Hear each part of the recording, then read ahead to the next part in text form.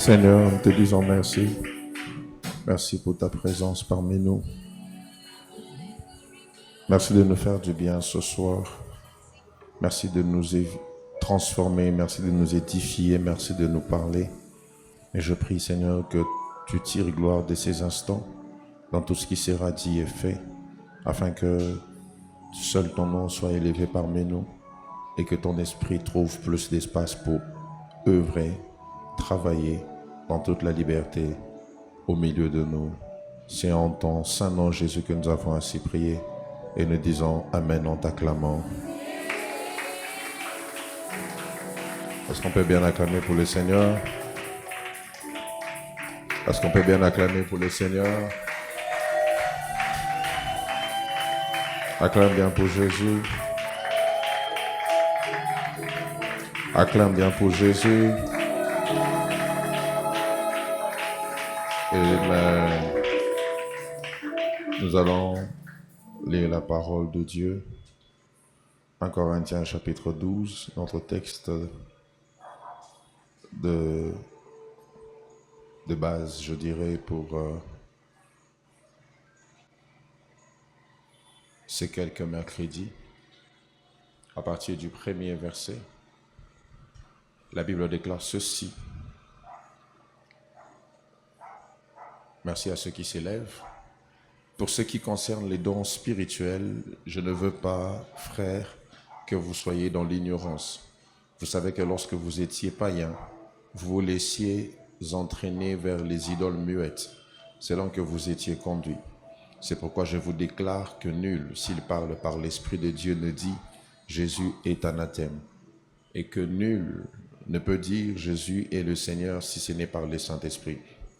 Il y a diversité de dons, mais le même Esprit, diversité de ministères, mais le même Seigneur, diversité d'opérations, mais le même Dieu qui opère tout en tous.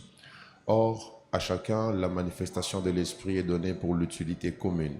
En effet, à l'un est donné par l'Esprit une parole de sagesse, à un autre une parole de connaissance, selon le même Esprit, à un autre la foi par le même Esprit, à un autre le don de guérison par le même Esprit, à un autre le don d'opérer des miracles, à un autre la prophétie, à un autre le discernement des esprits, à un autre la diversité des langues, à un autre l'interprétation des langues. Un seul et même esprit opère toutes ces choses, les distribuant à chacun en particulier comme il veut. 1 Corinthiens chapitre 14. 1 Corinthiens chapitre 14.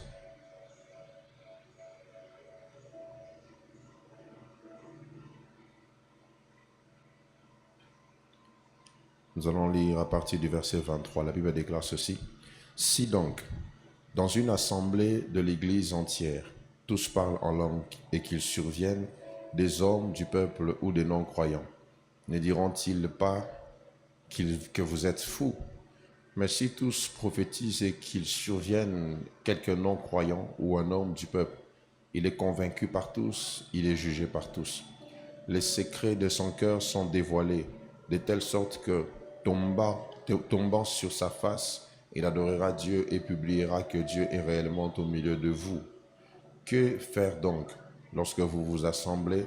Les uns ou les autres parmi vous ont-ils un cantique, une instruction, une révélation, une langue, une interprétation? Que tout se fasse pour l'édification. Que Dieu bénisse sa parole.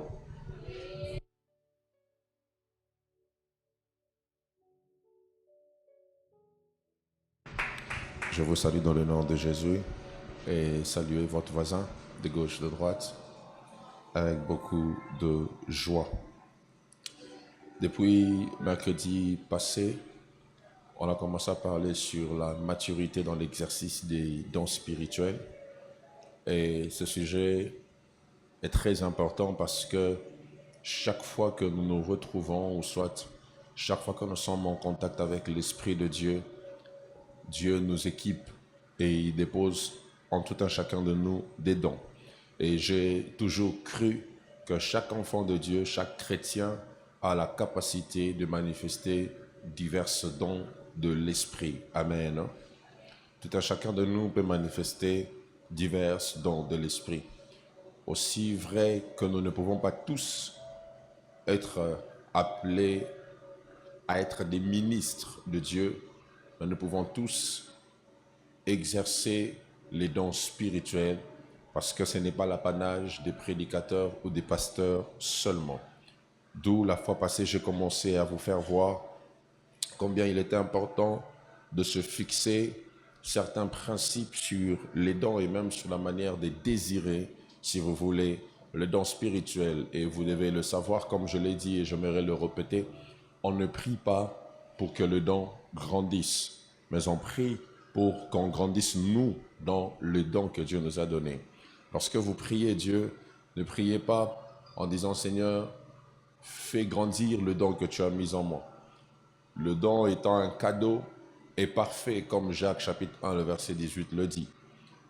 Toute grâce excellente et tout don parfait viennent d'en haut du Père des Lumières. Donc, le don que Dieu nous donne, le don que Dieu vous fait, est un don parfait.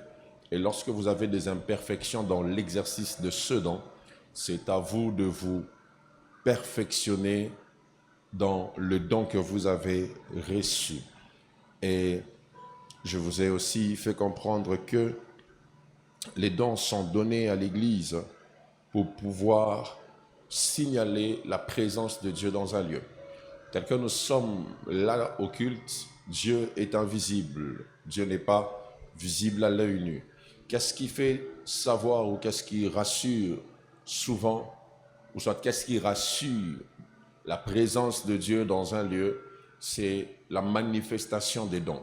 Lorsque les dons sont manifestés, comme l'apôtre Paul le dit dans 1 Corinthiens 14, lorsqu'un non-croyant vient et qu'il entend les secrets de son cœur être exposés, lorsqu'il entend qu'on parle des choses les plus enfouies dans son cœur, ne dira-t-il pas que Dieu est réellement au milieu de vous? Dieu est réellement parmi vous. Qu'est-ce qui lui fait dire que Dieu est parmi nous? C'est le fait que les dons soient exercés dans l'assemblée. Donc, les dons spirituels, j'aimerais le dire comme ça de manière populaire, mais ceux qui font l'école du ministère avec moi savent qu'on appelle ça les manifestations de l'esprit. D'autres termes, on dira makaboyamolimo, les choses de l'esprit, les choses qui signalent que l'esprit de Dieu est présent dans un culte, dans un endroit, dans un lieu. Ces choses sont importantes pour faire savoir que Dieu est réellement au milieu de nous. Et je vous ai dit que lorsque l'apôtre Paul enseigne sur les dons spirituels, il enseignait à des personnes qui exerçaient déjà les dons. L'église de Corinthe était une église brillante en termes des dons. C'était une église qui était remplie de potentiels dons. C'était une église où les hommes manifestaient le surnaturel, mais ils le faisaient sans la connaissance. Ainsi, quand il commence, il dit, en ce qui concerne les dons, frères, je ne veux pas que vous soyez dans l'ignorance, parce que vous devez savoir que la connaissance gouverne l'exercice. C'est parce qu'on connaît qu'on sait canaliser la manière de faire. Amen. Alléluia. C'est parce qu'on connaît qu'on peut canaliser notre manière de faire. Et il est important de savoir cela. Et autre chose que j'avais dit, l'apôtre Paul enseigne sur ces choses pour nous faire comprendre que nous devons veiller sur les motivations avec lesquelles nous exerçons les dons spirituels.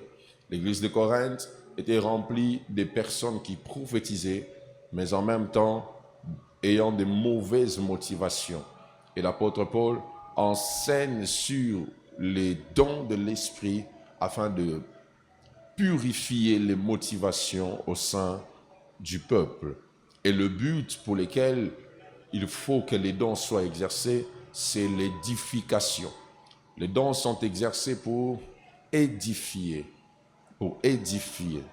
Le mot édifier veut dire plusieurs choses, mais j'aimerais nous dire juste une des choses. Édifier veut dire aussi construire. Lorsqu'on parle du terme édifier, on fait allusion à la construction d'un édifice.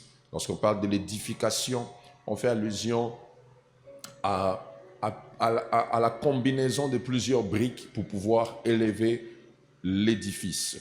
Donc, quand on dit que tout ce que nous faisons doit avoir le but d'édifier, ça veut dire que tout ce que nous faisons doit avoir le but de construire les vies. Et là, vous comprendrez que lorsque vous exercez les dons pour diviser les familles, vous ne construisez pas, donc vous n'atteignez pas le but pour lequel les dons sont exercés. Lorsque vous utilisez les dons pour pouvoir séparer les familles, alors vous n'avez pas atteint le but pour lequel Dieu nous donne le don. Voilà pourquoi lorsque l'apôtre Paul commence à citer les dons, le premier des dons qu'il cite, c'est la parole de sagesse. Et j'en ai parlé la fois passée. Pourquoi? Parce que je crois que ce classement n'est pas hasardeux, c'est avec intention. La sagesse gouverne l'usage de tous les autres dons. La sagesse filtre votre langage. La parole de sagesse vous permet d'avoir la maturité. J'aime bien, je crois que c'est le prophète Nathan dans la Bible, qui un jour, après que David ait tué Uri, Dieu l'a envoyé vers David. David étant un roi, étant une personne élevée, il ne pouvait pas venir directement lui dire « tu as mal fait, tu as tué un homme et Dieu va te frapper » parce que le roi pouvait aussi le tuer. Il vient, il donne un adage au roi et le roi dit « mais celui qui a fait cette chose mérite la mort » et ensuite il dit au roi « exactement, c'est ce que tu as fait. Tu as tué un de tes serviteurs pour avoir sa femme. » Et là, David s'est repenti. C'était une prophétie canalisée par la parole de sagesse dans la transmission. Vous verrez même que la plupart des prophètes dans la Bible, quand ils parlent au roi, peu importe la nature du message, ils avaient l'habitude de commencer en disant « Ô roi, vis éternellement ». Parce que l'une des choses dont les rois ont le plus peur, c'est la mort. Et les prophètes avaient la sagesse d'ouvrir les cœurs des rois avant de pouvoir transmettre les messages. D'où la parole de sagesse est assez importante pour nous aider à mieux faire usage des dons spirituels. J'ai parlé et je me suis arrêté en parlant du don de discernement des esprits. Discerner, comme je vous ai dit, c'est séparer ou mettre à part les choses qui veulent se confondre. Le discernement met fin à la confusion. Le discernement met fin à la zizanie. Quand on discerne, on sait séparer des éléments, savoir ce qui est bon et ce qui est mauvais. Et le discernement est un don très important, surtout dans un temps où tout le monde s'habille comme un pasteur, tout le monde s'habille comme un prophète, tout le monde cite le nom de Jésus. Il faut impérativement le discernement des esprits pour qu'on soit capable de disséquer ce qui est de Dieu et ce qui n'est pas de lui. Et pour ce soir, j'aimerais nous parler du troisième don de révélation, parce qu'il s'agit de la catégorie des dons de révélation. C'est la parole de connaissance. La parole de connaissance.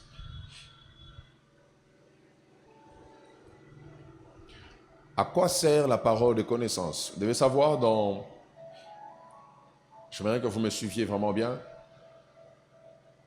L'homme esprit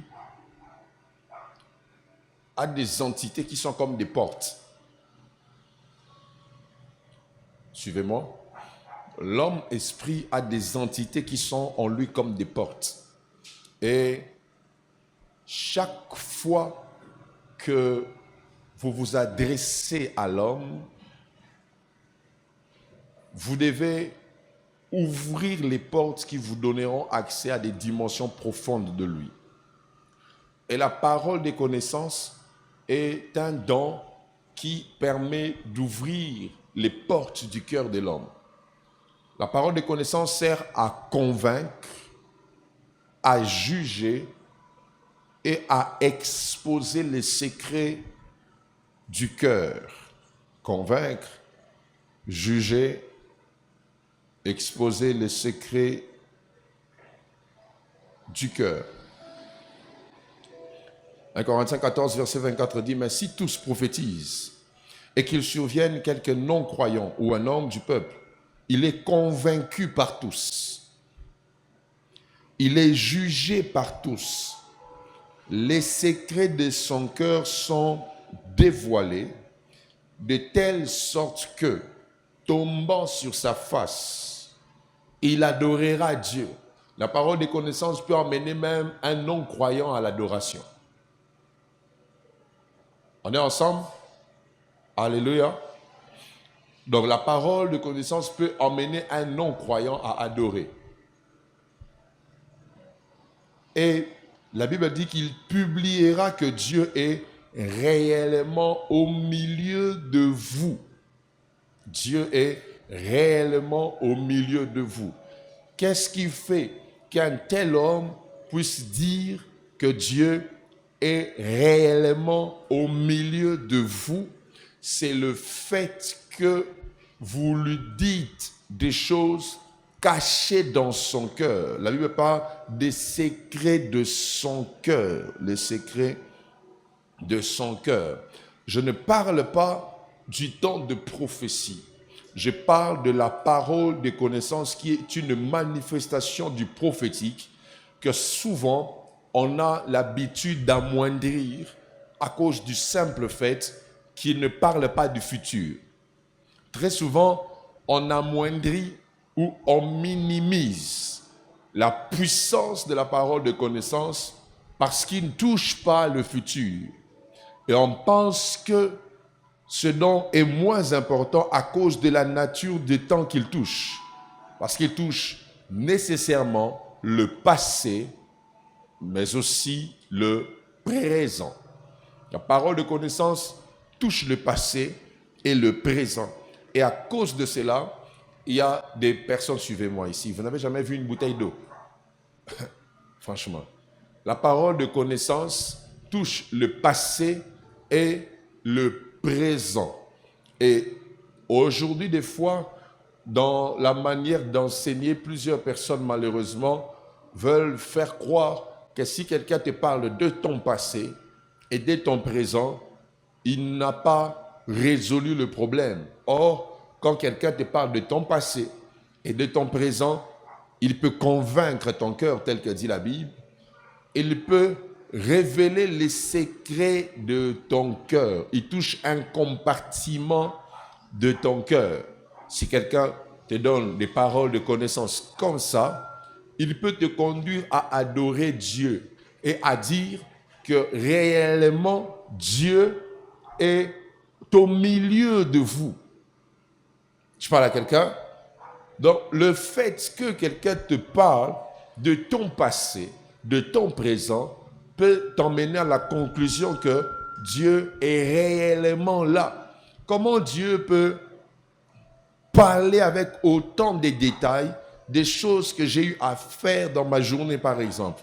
Comment Dieu peut parler avec autant de détails des choses qui se sont passées il y a une année, quand j'étais peut-être seul à un endroit isolé, quand j'étais seul à un endroit, vous savez, chaque fois que vous voyez le diable s'ingérer dans une manifestation spirituelle avec une forte pression de déviation, sachez que cette manifestation spirituelle est une vague de la saison dans laquelle nous sommes. Quand vous voyez aujourd'hui le nombre de personnes qui opèrent dans le mauvais usage, je ne dirais même pas mauvais usage, dans ce qu'on appelle les manquionnats. Donc, des gens qui collectent des informations et qui viennent les annoncer comme ça. Et du coup, quand vous découvrez que la personne qui a prophétisé, ou soit qui a donné des paroles de connaissance, avait récolté des informations, ça tue en vous, ça tue dans l'Église actuelle la foi sur les paroles de connaissance. Or, les paroles de connaissance ont la capacité d'emmener les gens à être convaincus. Je me rappelle d'une histoire, je crois que c'était le prophète Jogras qui, dans une ville, dans une province de la place, il était allé pour une activité. Le premier jour, il n'y avait pas assez de gens. Le deuxième jour, il a dit, je vais sortir avec les évangélistes, on va aller évangéliser. Et dans chaque maison où il passait, il appelait tout le monde par son nom. Et il disait, venez à la prière le soir. Et le deuxième jour, cette église était pleine. Pourquoi ils sont venus? Parce qu'un inconnu est venu et il leur a parlé avec détail sur leur vie. Et ils sont venus pour ça. Non pas parce qu'on leur a dit Jésus t'aime, mais parce qu'on leur a dit des choses privées, cachées. On les a exposées comme ça. Lorsque Jésus a dit à la femme samaritaine, tu as eu 5 maris, le passé. Et même celui que tu as maintenant, le présent, n'est pas ton mari. Qu'est-ce que la femme samaritaine a dit? Seigneur, je vois maintenant que tu es un prophète. Jésus n'avait pas encore annoncé son futur.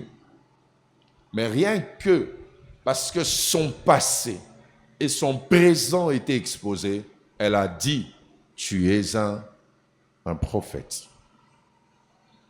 Alléluia. Oh, alléluia. Il a dit, tu es un prophète, simplement parce qu'on l'avait annoncé le passé et le présent. Ordin, monte un peu. Et tu joues plus? Joue s'il te plaît. Parce qu'on l'avait annoncé le passé et le présent. Et d'ailleurs, vous allez réaliser une chose dans la Bible, c'est que les prophéties de Jésus ne prédisent pas souvent l'avenir seulement. Les prophéties de Jésus prédisent souvent un avenir qui ressemble à un passé. Jésus avait l'habitude, quand il prophétisait, de dire ce qui viendra en faisant un lien avec ce qui est passé. Il en sera comme au temps de Noé. Les hommes seront en train de s'enivrer, de faire tout ce qu'ils seront en train de faire, et quelque chose viendra et les surprendra. Il en sera comme au temps de Jonas. Jésus avait l'habitude de prophétiser en parlant d'un futur qui avait un lien avec un passé, pour vous faire voir que ce qui s'est passé peut revenir encore. Car en soi, lorsque l'homme voit le futur, ce futur est comme un passé pour Dieu. Ce futur a des repères dans les choses qui sont passées, car il n'y a rien de nouveau sous le soleil. Donc, même quand on t'annonce un glorieux futur, tu dois savoir que ce glorieux futur a un lien avec ce que quelqu'un a vécu dans son passé. Donc, la parole de connaissance maintenant peut aller fouiller dans le passé, le présent et annoncer le futur aussi. Le futur n'étant pas encore manifesté, celui qui entend le futur peut en avoir des doutes.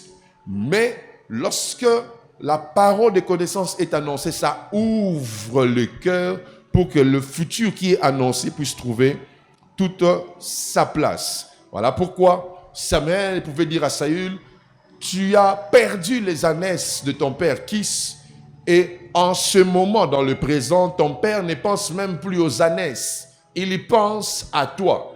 Et il lui dit ensuite, après m'avoir quitté, tu iras au sépulcre de Rachel, où tu rencontreras des hommes qui te donneront de pain. Après, tu iras aux chênes de Tabor. Après cela, tu arriveras dans la troupe des Philistins.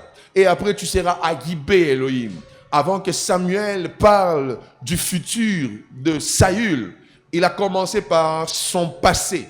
Parce que tu ne peux pas dire à Saül qu'il deviendra roi pendant que lui pense encore aux ânesses qu'il a perdues. Il faut que tu lui dises d'abord où sont les ânesses et quelle est l'intention ou l'inquiétude dans le cœur de son père dans le présent, avant que tu lui parles du futur. Car un Saül à qui on n'a pas dit que Kis ne pense plus aux ânesses est un Saül qui sera pressé de rentrer vers Kis au lieu d'aller vers la royauté. Je parle à quelqu'un. Donc, quand une prophétie est accompagnée par, ou soit précédée par la parole de connaissance, ça dévoile les secrets des cœurs. Les secrets des cœurs. Alors Paul dit que quelqu'un qui vient, on ouvre ses convictions. Donc on ouvre ce qu'il y a à l'intérieur de lui. C'est ce qu'il était en train de dire. Donc les secrets de son cœur sont dévoilés. C'est comme si on le scannait et on voit ce qu'il y a à l'intérieur de lui. Et des fois tu penses que tu n'as pas ce genre de dons. Vous savez, des fois certains dons en vous sont étouffés simplement parce que vous êtes dans un environnement qui ne fait pas la promotion de ces dons. Aussi, Certains dons en vous sont étouffés parce que vous êtes dans un milieu où vous connaissez tout le monde. Parce que la parole de connaissance n'est pas la connaissance. Et quand tu es face aux gens sur qui tu as la connaissance sur beaucoup de choses leur concernant, quand tu es avec des gens dont tu possèdes beaucoup d'informations, tu auras du mal à leur donner des paroles de connaissance. Des fois, la meilleure façon d'exercer la parole des connaissances, c'est de s'exposer aux inconnus. Car plus tu as de connaissances sur une personne, plus tu as moins de paroles de connaissances à dire à la personne. Parce que la parole de connaissance n'est pas la connaissance. La parole de connaissance est une parole qui transporte la connaissance. Donc, le départ de la parole de connaissance, c'est ton ignorance sur la connaissance que tu veux dire. Le départ de la parole de connaissance, c'est que moi, la personne, je ne sais pas ce que je veux dire. Mais le verbe que je vais sortir, les mots que je vais sortir, possèdent des informations sur ce qu'au départ, je ne sais pas. Donc, le fondamental de la parole de connaissance, c'est ton ignorance sur la connaissance que possède la parole que tu veux sortir. Et plus tu es avec des gens sur qui tu connais beaucoup de choses, tu auras du mal à leur donner des paroles de connaissance. Voilà pourquoi vous avez souvent l'impression que les prophètes avec qui vous vivez ne prophétisent plus sur vous. Simplement parce que vous vous connaissez. Vous êtes trop ensemble. Sans l'Esprit de Dieu, ils ont des informations sur vous. Sans l'Esprit de Dieu, ils connaissent votre nom. Ils connaissent votre numéro de téléphone. Ils connaissent peut-être votre pointure. Oui, bien sûr, il y a des informations peut-être inconnues, mais généralement, quand vous vivez avec quelqu'un, l'intimité ou la proximité devient une barrière à l'exercice de la parole de connaissance. Voilà pourquoi si tu veux développer ces genres de dons, va dans un milieu inconnu, va dans une zone inconnue, où tu es face aux personnes que tu ne connais pas, aux personnes que tu ne maîtrises pas. Et là, l'Esprit de Dieu va commencer à te donner des paroles sur des choses que toi, l'homme, tu ne connais pas.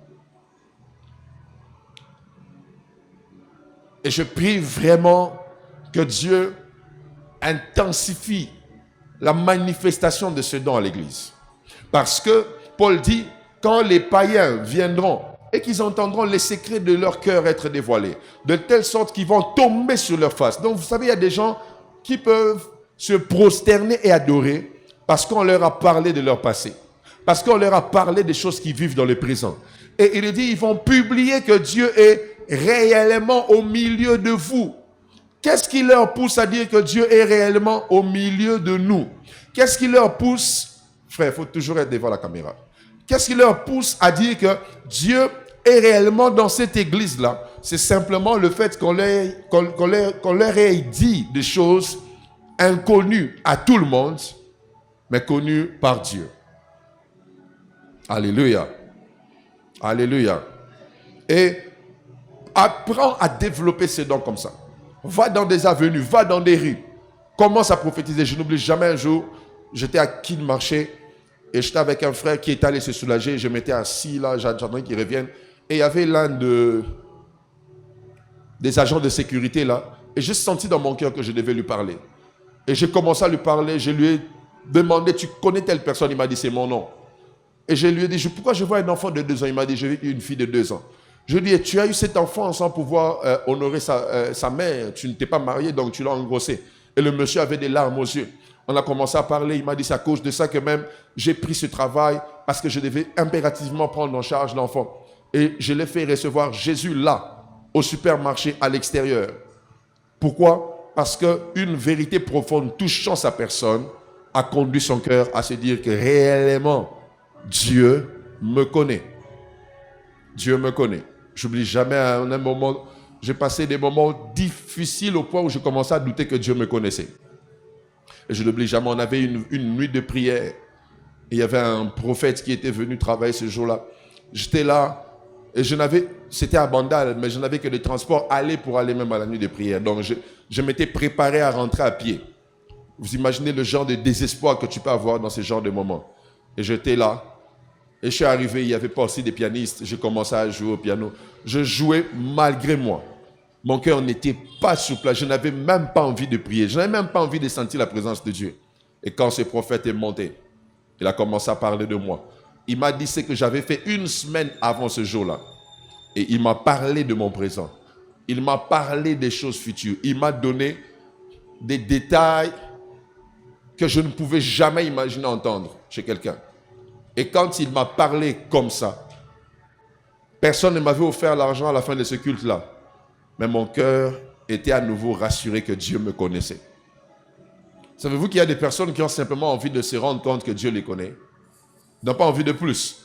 Ils passent par des moments compliqués, des moments difficiles, où ils ont simplement envie d'entendre Dieu leur parler pour qu'ils soient rassurés que réellement Dieu me connaît aussi. Vous savez ce que ça fait, tel que nous sommes assis là? Si le président de la République entrait en ce lieu et qu'il t'appelait par ton nom, d'accord, dit, ça va te faire quoi? Ça va dire, Fachi Béton connaît mon nom. Maintenant, vous imaginez, Dieu donne ton nom. Est-ce que c'est petit ça? Hein? Dieu donne ton nom. Vous pensez que c'est petit? Le grand Dieu qui dirige 5 milliards de personnes, il donne ton nom. Ah! Donc Dieu me connaît par mon nom. Donc si papa et maman m'appellent ça comme Nzambaye Bara. Que Dieu révèle les secrets de cœur au nom de Jésus. Paul parle de ces choses pour nous faire comprendre combien c'est important. Combien c'est important. Et vous savez, très souvent, l'une des erreurs que nous faisons, c'est d'attendre que la manifestation des dons à l'Église commence sur la chair. Or, quand vous lisez ces textes de 1 Corinthiens 14, vous comprenez que l'apôtre Paul ne parle pas d'une forme d'exercice qui vient de la chair, mais il parle d'un climat qui se crée à l'Église. Il parle d'une atmosphère qui habite le temple, où même dans les rangées entre voisins, vous pouvez commencer à vous donner des messages précis. Ça ne doit pas que venir d'ici. Ça doit être des moments, je crois qu'on aura des retraites comme ça quand on va bouger. Des retraites, on est là, il n'y a pas de modérateurs, il n'y a pas de prédicateurs. Dans les rangées entre nous, ça ne fait que couler. Les gens se donnent des messages de prophétie avec des précisions chirurgicales et ça prouve que Dieu est réellement au milieu de nous. Les secrets du cœur. Qu'est-ce que ça veut dire? Je vais finir bientôt. Il s'agit de ce qui est placé à un endroit caché. Quand il parle des secrets du cœur, il s'agit de ce qui est placé dans un endroit caché, un endroit enfoui. Et l'expression utilisée ici parle pratiquement d'un cryptage. Le cryptage, c'est le fait de coder quelque chose. Les informaticiens le comprennent mieux. C'est le fait de mettre un code à quelque chose. Et vous savez, quand votre téléphone a un code et que quelqu'un le déverrouille, vous allez vous dire, mais comment tu as fait pour le déverrouiller? Et quand l'apôtre Paul parle des secrets du cœur, il parle de ce que l'homme a codé en lui. Donc, des choses que l'homme ne veut pas voir, se savoir sur lui. Il a mis ça dans un endroit où, pour avoir accès, il doit décrypter lui-même. Mais Dieu permet que, par les prophètes, qu'on ait accès à ce qui est verrouillé par un code. Quand une personne manifeste le prophétique, il n'est pas seulement en contact avec le Saint-Esprit. Il est aussi en contact avec l'esprit de celui sur qui il prophétise. Je reprends. Quand un homme manifeste le prophétique, il n'est pas qu'en contact avec le Saint-Esprit. Il est aussi en contact avec l'esprit de celui sur qui il prophétise. Dis avec moi, quand un homme manifeste le prophétique, il n'est pas seulement en contact avec le Saint-Esprit, mais il est aussi en contact avec l'esprit de celui sur qui il prophétise. Ça veut dire quoi? Ça veut dire que lorsque quelqu'un prophétise sur vous, il a accès à vous. Voilà pourquoi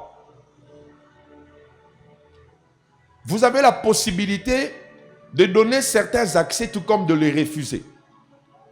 Vous vous rendez compte que quand quelqu'un prophétise et que vous ne faites pas un bon retour, même s'il est fort, ça peut bloquer la fluidité des informations. Ce n'est pas pour rien que des fois on vous dit, Dis Amen. Ce n'est pas pour rien que des fois, on vous touche par la main, parce que plus vous ouvrez des portes sur vous, la personne est en contact avec votre intérieur. Branham disait ceci, la parole des connaissances, c'est comme si je suis assis et qu'il y a un bruit chez les voisins, je monte sur le mur et je regarde. C'est tout. Donc, c'est comme s'il y a des choses qui se passent en toi. Celui qui, dans la parole de connaissance, monte dans un espace et il commence à regarder et il voit ce qui se passe en toi. C'est comme ça que Jésus dit à la femme samaritaine, tu as eu 5 maris. Même celui que tu as maintenant n'est point ton mari. Même celui que tu as maintenant n'est pas ton mari. La parole de connaissance n'est pas une simple information. La parole de connaissance est une révélation. La différence entre l'information et la révélation, c'est que l'information est une probabilité. Mais la révélation est une garantie que ce qui se dit est réellement vrai. C'est réellement vrai. Je prie Dieu afin qu'il relâche dans cette assemblée la manifestation de l'esprit par des paroles de connaissance. Je prie Dieu afin qu'il relâche sur vous la manifestation de l'esprit par des paroles de connaissance. Je prie Dieu afin qu'il ouvre vos esprits et qu'il les rende susceptibles à recevoir cette manifestation de l'esprit qu'on appelle les paroles de connaissance. Je prie Dieu afin qu'il vous rende capable de convaincre, de juger, de révéler les secrets des cœurs, les choses les plus enfouies dans le cœur d'une personne, par l'entremise de ce don révélateur qu'on appelle la parole de connaissance. Reste dans cette atmosphère, je veux finir par le deuxième groupe de dons où je parlerai qu'à d'un seul don. Il s'agit du groupe des dons de puissance. Et le don dont je vais parler dans ce groupe, c'est le don des miracles. C'est de ça que je vais parler ce soir. Le don des miracles. Suivez-moi bien. Il existe dans la Bible un livre qui s'appelle Les Actes des Apôtres.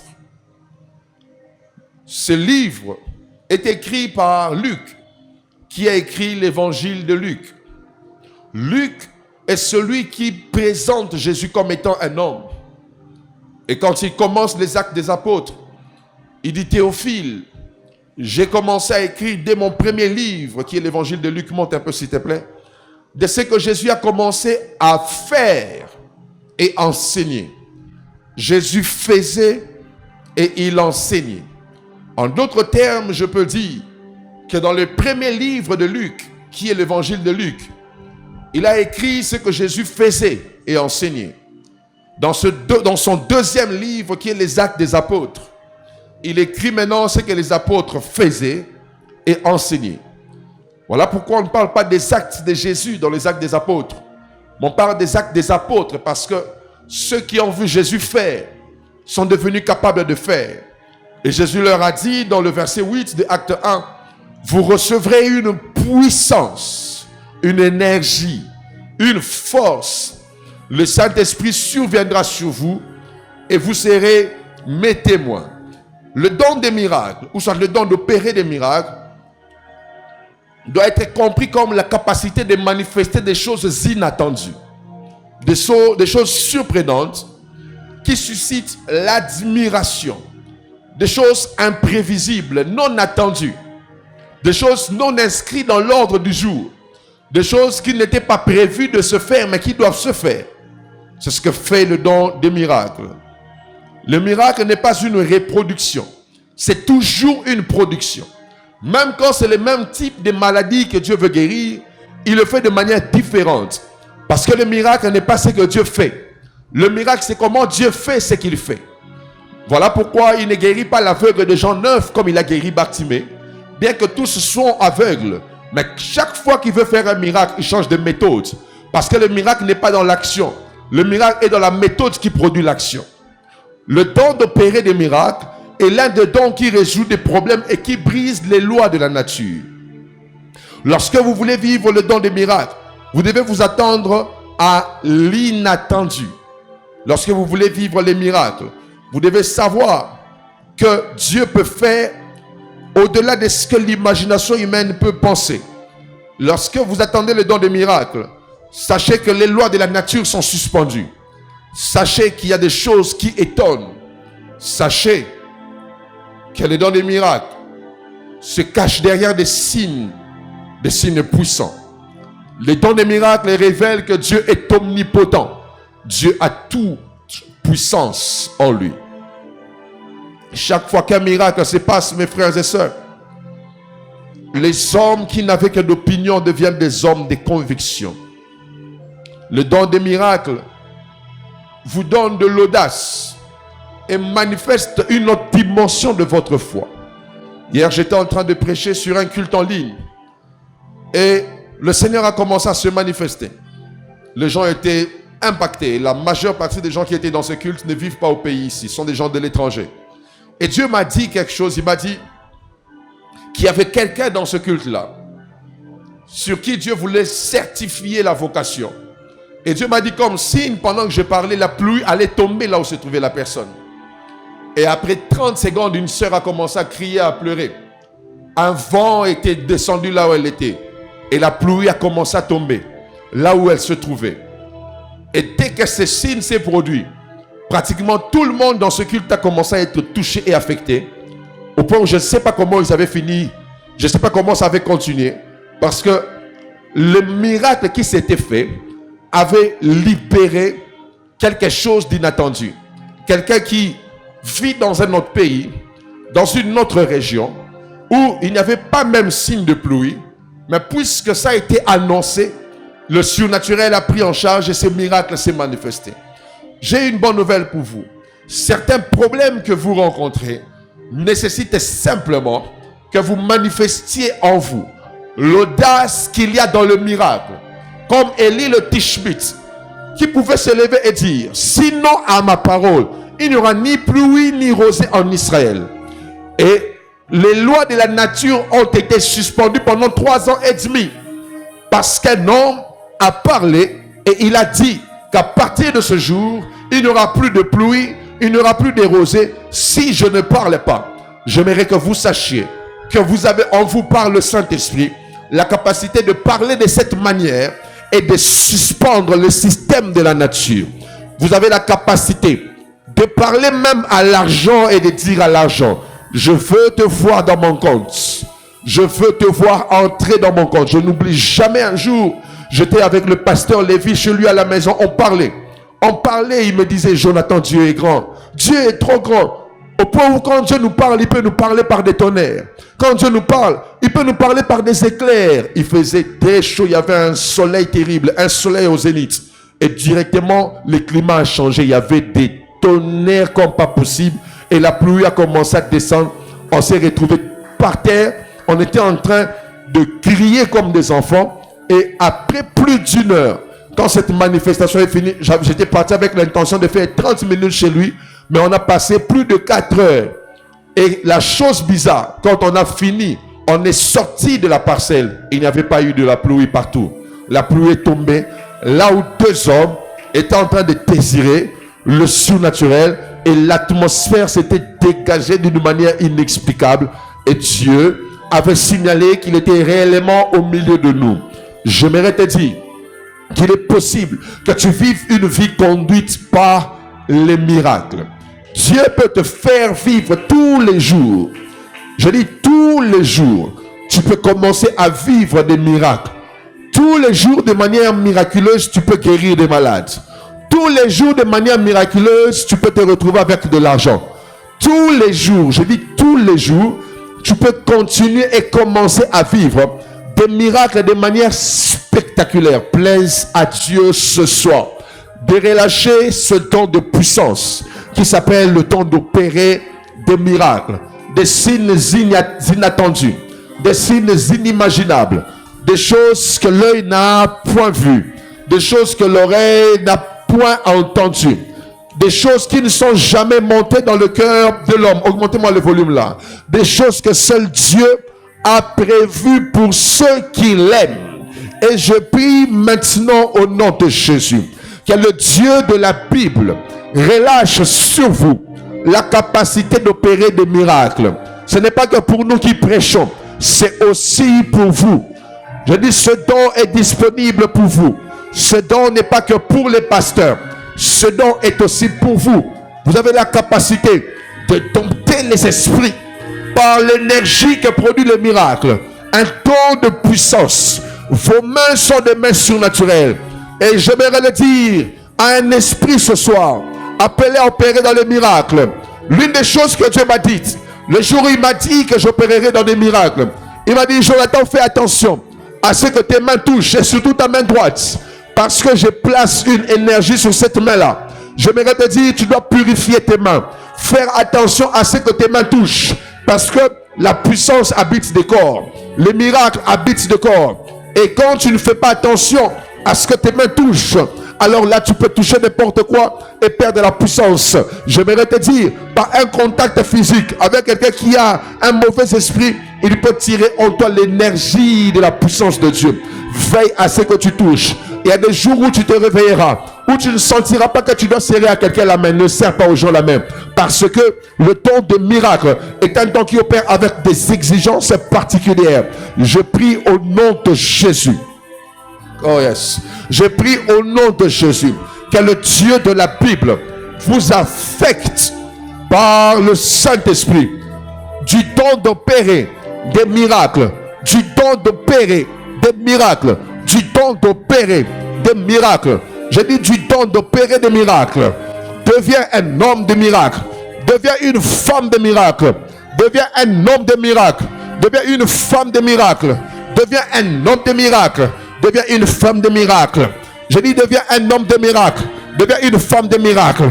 Plaise à Dieu qu'avant la fin de ce culte, qu'un signe surnaturel, un signe miraculeux puisse s'abattre en ce lieu, pour que tu saches que Dieu est réellement au milieu de nous, que Dieu est réellement dans ce temple, que Dieu est réellement dans ce culte, que Dieu est réellement dans l'atmosphère de la maison, que Dieu Mantami contimini ante manus.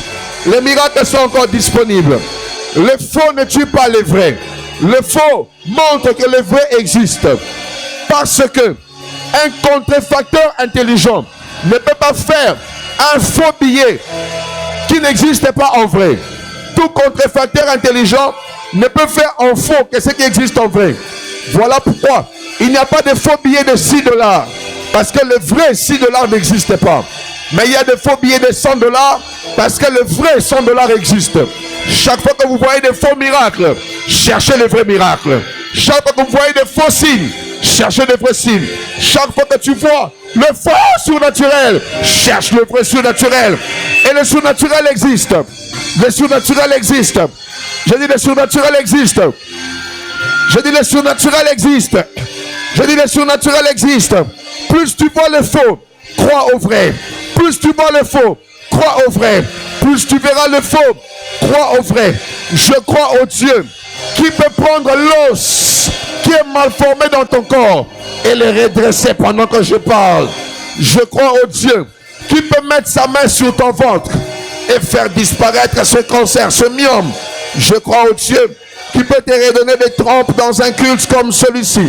Je crois au Dieu du surnaturel, le Dieu des miracles, le Dieu des miracles, le Dieu des miracles, le Dieu des miracles, le Dieu mentalemanis sont allés, le Dieu des miracles, le Dieu des miracles, Le Dieu des miracles. My God, le Dieu des miracles. Que cette église soit une église de miracles. Que cette maison soit une maison de miracles. Que cette église soit une église de miracles. Que cette maison soit une maison de miracles. Je te vois ressusciter les morts. Frères et sœurs, moi qui te parle, j'ai prié pour un enfant mort. Il a repris la vie. Je crois que le miracle existe. Ça n'a pas besoin de caméra. Ça n'a pas besoin d'être filmé. Le miracle vrai est inattendu. Il n'est pas préparé par un photographe. Il n'est pas préparé par les caméramans. Ça arrive au moment inattendu. Ça arrive au moment où les médias ne s'y attendent même pas. Parce que Dieu, Mantalamaya, Dieu opère des miracles parmi son peuple. Les miracles ne se sont pas arrêtés avec les apôtres. Tu es aussi dans la liste de ceux qui peuvent écrire les actes des apôtres. Les actes des apôtres. Les actes du surnaturel. Les actes du surnaturel. J'appelle mon Jésus. J'appelle mon Jésus. J'appelle mon Jésus. Et je prie qu'il vous fasse entrer dans un cycle de miracles.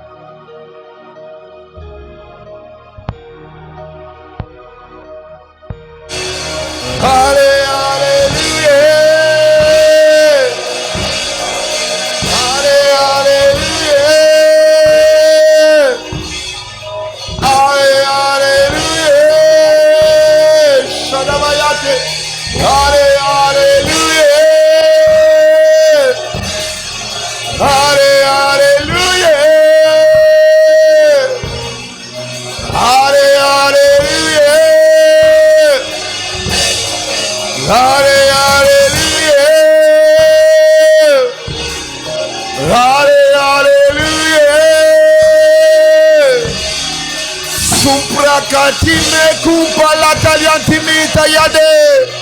Sopri kanta mayanti mintalosa. Sampra di mayante. Sankatumande. Shampa ya bayanta. Sompra tega. Sumpri di miyanta. Salamayanteba. Sompa la bayata. Kalabayante. Sumpra. Shompre kaya. Kantalaba Eyankaya Sunte Sambraka Kembraka Tabayante Sumpridimita.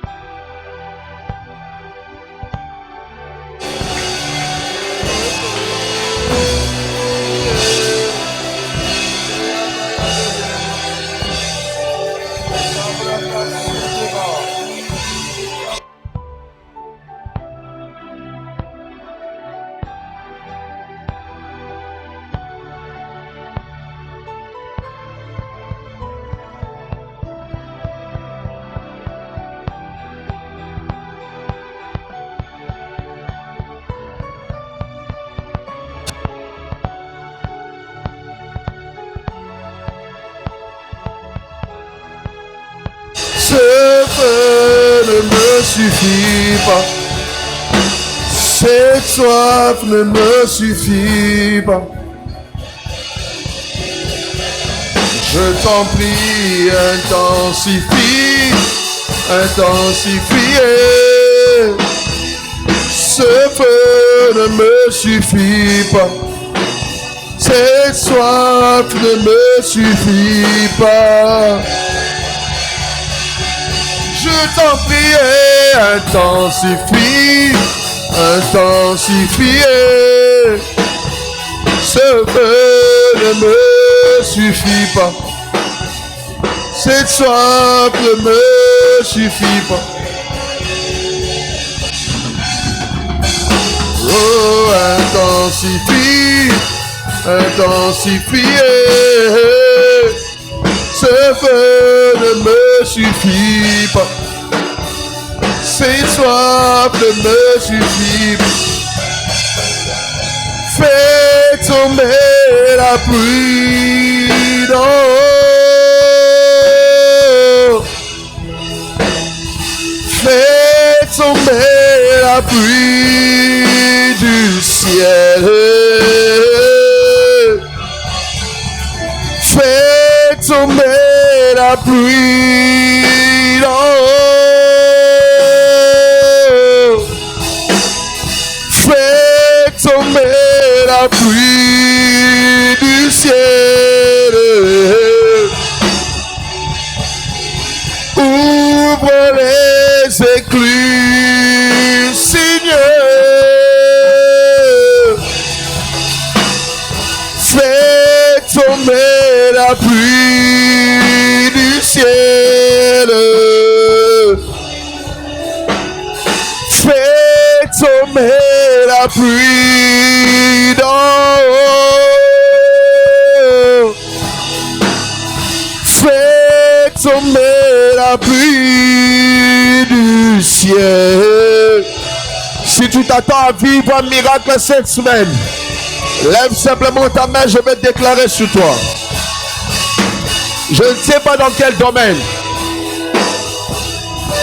Je veux que tu t'attendes à une chose qui va briser les lois de la nature. À une chose qui va venir de manière spectaculaire.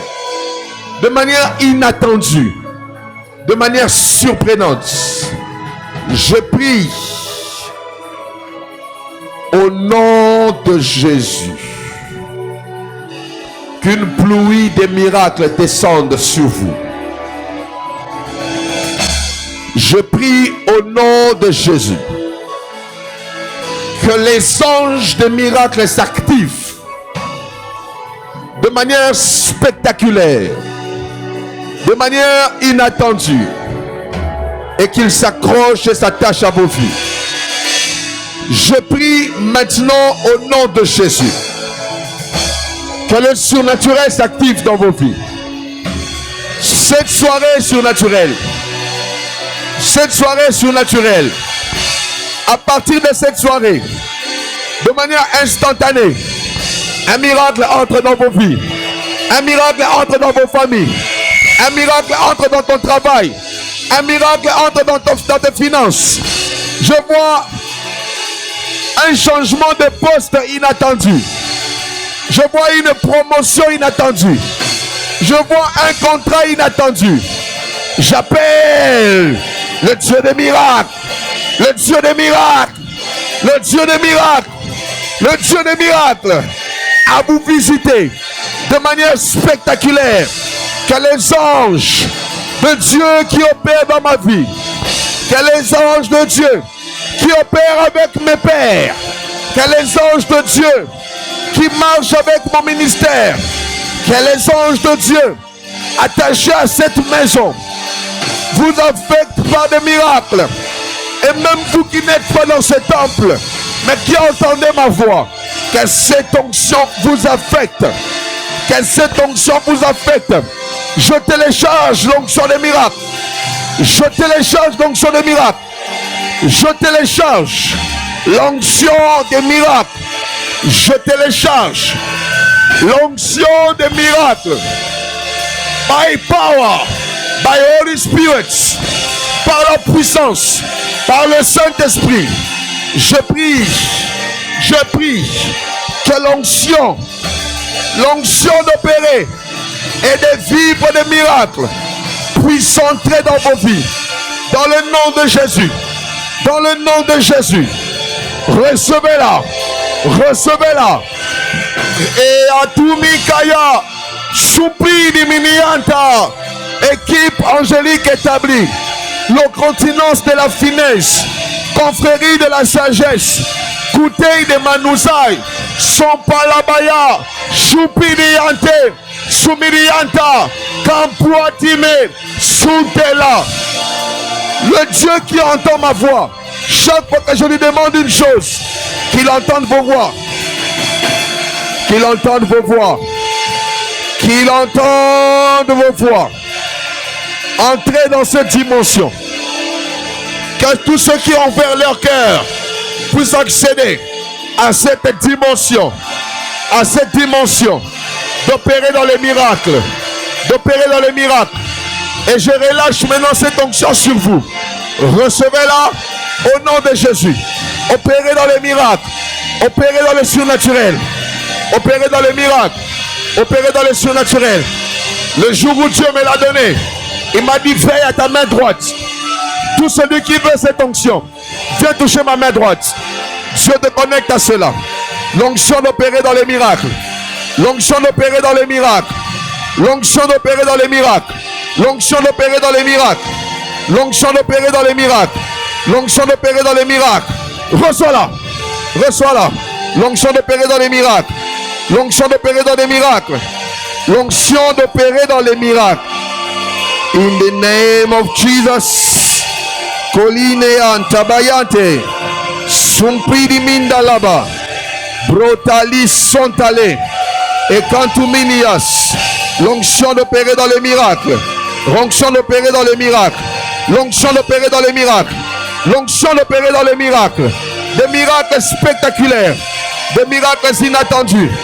Reçois-la. Reçois-la. In Jesus' name. In Jesus' name. In Jesus' name. L'onction d'opérer dans les miracles.